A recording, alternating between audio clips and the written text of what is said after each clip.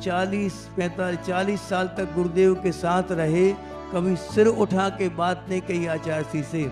सबसे बड़े साधु, वरिष्ठ साधु होने के बाद भी कभी क्लास में उन्होंने सिर उठा के जवाब नहीं दिया आचार्य श्री को।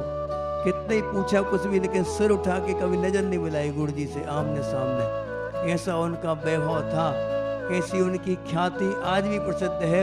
हम लोगों को भी पढ़ाया उन महाराज जी ने। हम लोगों को जब पढ़ाते थे तो जैन सिद्धांत प्रवेश का एक है गोपाल दास जी बर्रैया जी की, आचार्य श्री ने उनसे बोला 5वां अध्याय इन लोगों को पढ़ाना है।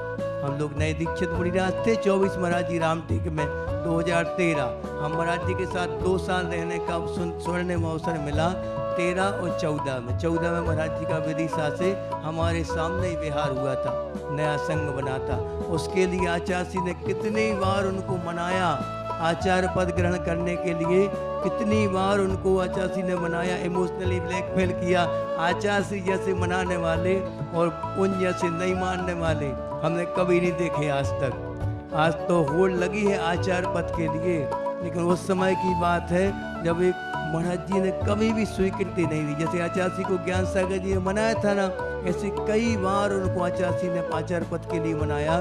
फिर विदिशा में आचार्य श्री ने प्रायश्चित ग्रंथ उनके पास भिजवाए थे कि प्रायश्चित ग्रंथ पढ़ने का अधिकारी कौन होता है?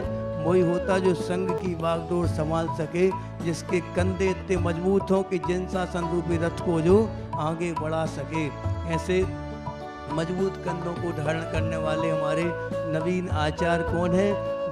समय सागर जी। उनसे जब बोला कि 5वां अध्याय आपको पढ़ाना, तो हम लोग जब वो 5वां अध्याय पूरा होने लगा तो हमने आगे के क्वेश्चन पूछे, तो महाराज जी ने क्या बोला? देखो इतने महान आप प्रतिभाशाली हैं, उन जैसा क्षयोपम किसी का नहीं संघ में वर्तमान में।